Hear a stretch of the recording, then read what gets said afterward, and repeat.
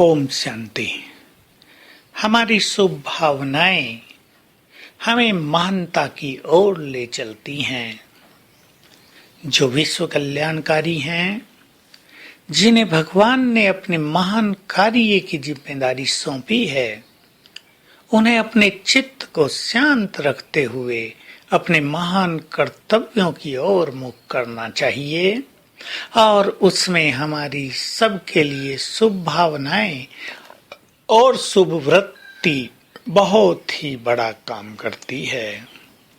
किसी के लिए भी निगेटिव वृत्ति न हो, घृणा की वृत्ति न हो, ईर्ष्या की वृत्ति न हो।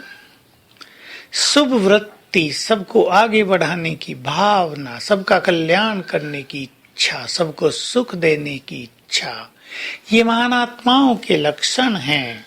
तो चेक कर लें, हमारे मन में किसी को भी गिराने चढ़ाने की भावना तो नहीं है।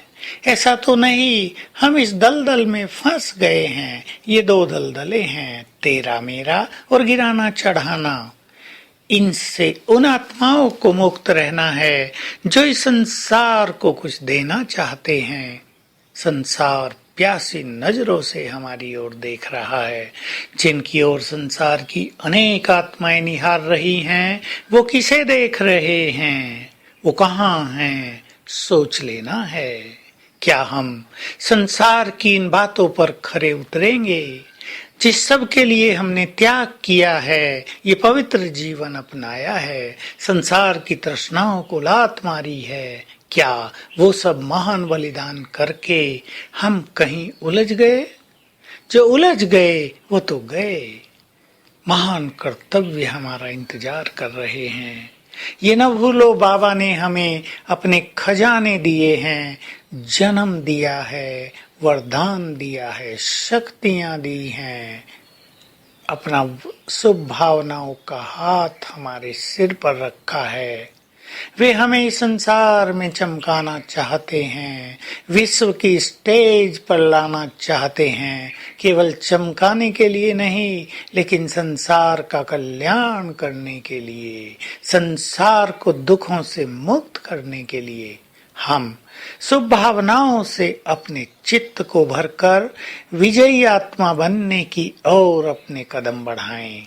हमें माया के हर स्वरूप पर विजय पाना है और विजय पाते पाते विजयी रतन बन जाना है। कोई भी ये न सोचे हम तो देर से आए हैं, या हम तो समर्पित नहीं हैं, या हम तो अपने गृहस्थ में रहते हैं, हम भला विजय माला में कैसे आएंगे? नहीं, बाबा ने स्पष्ट कर दिया है कि अंत तक भी 3-4 सीटें खाली रखी जाती हैं, ताकि कोई भी अगर तीव्र पुरुषार्थ करके उन चेयर्स पर बैठना चाहे तो उसको खुली ऑफर होती है। कोई ये नहीं कह सकता हम तो अंत में आए हैं। अब के बाद भी आने वालों को सुंदर चांस रहेगा। केवल लगन से उस ओर कदम बढ़ाने की आवश्यकता होगी। सब चीजों का त्याग करके, त्याग कोई घरों का या धन संपत्ति या काम धंधे का नहीं, व्यर्थ का त्याग, झंझटों का त्याग, दूसरों को देखने का त्याग, दूसरों की अवगुणी वृत्ति रखने का त्याग, ईर्ष्या द्वेष का त्याग, इन सब पर भी बहुत सहज विजय पाई जा सकती है और विजय पा लेनी है। इसलिए सभी अपने कदम तीव्रता से आगे बढ़ाएं और विजय माला को अपने गले की माला बना ले। विजय माला में सुशोभित हो जाएं, ताकि हम बाबा के गले का भी हार बन जाएं। याद रखेंगे, विजय माला तो उनके ही गले में पड़ेगी जो स्व परिवर्तन करेंगे। जो दूसरों को बदलने की सोचते रहेंगे, उनको कुछ भी हाथ नहीं आएगा। तो आज सारा दिन इस स्वमान में रहेंगे, वह मैं विजय माला का मणका हूँ। हो सके तो अपना नंबर फिक्स कर देना। विजय माला में आने के लिए 8 घंटे योग चाहिए, कर्म योग, चलते फिरते योग, सर्वश्रेष्ठ पवित्रता की धारणा चाहिए। तेरे मेरे मैंपन का संपूर्ण त्याग होना चाहिए। शुभ भावनाओं से जीवन भरा हुआ हो, चित्त निर्मल हो गया हो और हम बाबा के कार्यों में संपूर्ण समर्पण भाव से तत्पर हों, तो विजयमाला में आने से हमें कोई नहीं रोक सकेगा और सारा दिन अभ्यास करते रहेंगे।